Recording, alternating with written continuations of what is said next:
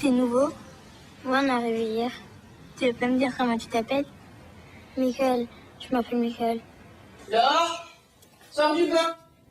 Tomboy, c'est l'histoire de Laure, une petite fille de 10 ans qui, le temps d'un été, se fait passer pour un petit garçon.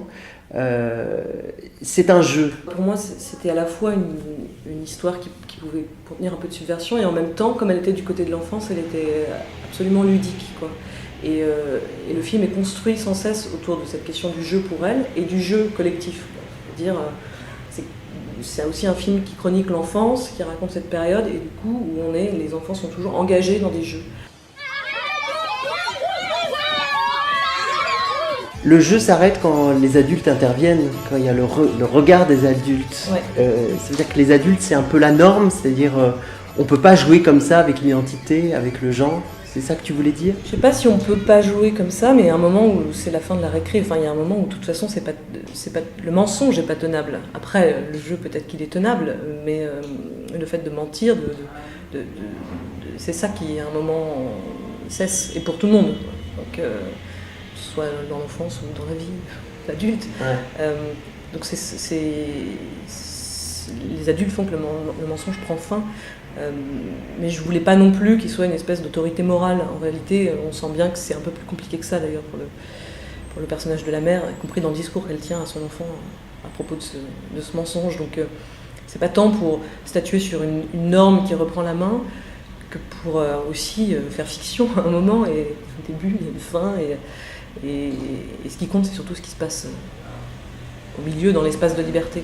Alors Laure est interprétée par une jeune actrice qui s'appelle Zoé Eran. Tu es consciente que tu as rencontré, tu fais éclore là un talent d'actrice, c'est une perle. Bon, moi j'avais conscience que c'était un challenge assez incroyable de rencontrer un enfant qui pouvait avoir cette capacité à incarner physiquement ce trouble, quoi, entre garçon et fille, et puis qui était capable d'être actrice, quoi. Et en réalité, c'est assez miraculeux ce qui s'est passé. C'est-à-dire, le film s'est fait très très vite et j'avais quelques semaines seulement pour faire le casting, 15 jours, 3 semaines. Et du coup, j'ai été en agence de comédien. Ce qui n'est pas ma démarche vraiment naturelle, parce que surtout sur les enfants, ils peuvent avoir des expériences un peu publicitaires et être un peu déjà formatés ou dans des rapports à leur image qui sont pas forcément ceux que je cherche.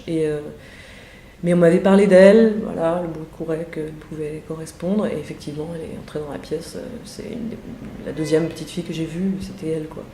Et j'ai tout de suite été impressionnée par sa photogénie.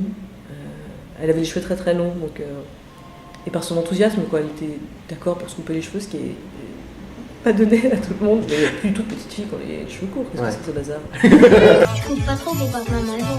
Et surtout, tu coupes droit. Oui, je suis pas débile. J'ai envie de proposer une autre façon, enfin j'ai envie de voir si c'est possible de faire du cinéma comme ça sur un coup de tête, quoi.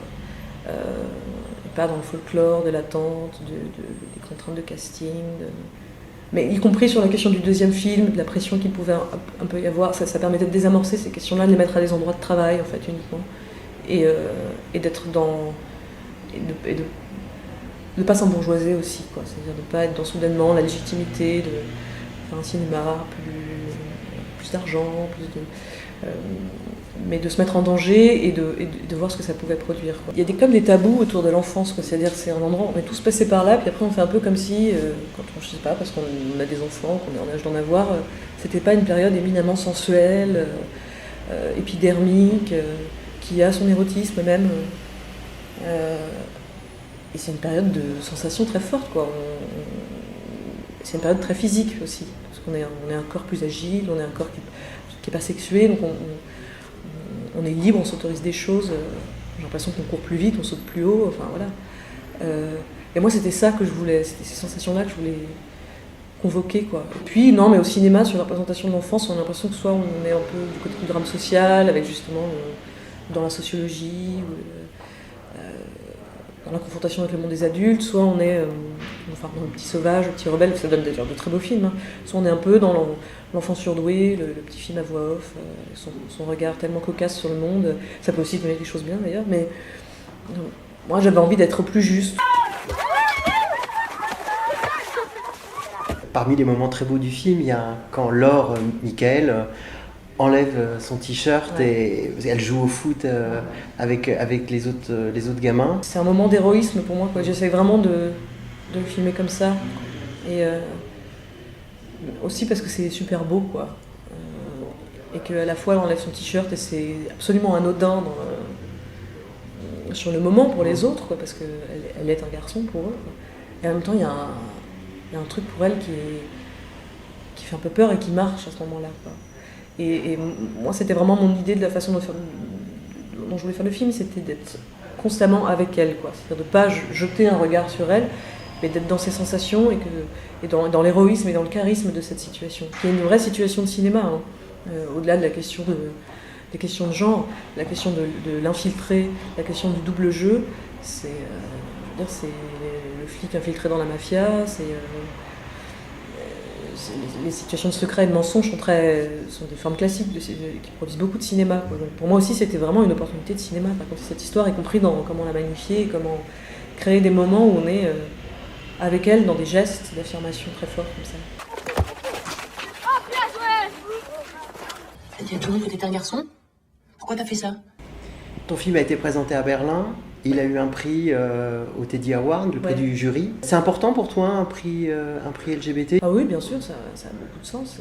Donc surtout à Berlin, dans cette culture, dans cet endroit qui a milité comme ça pour une ouverture, et surtout qui a créé du cinéma, quoi, au-delà de créer des...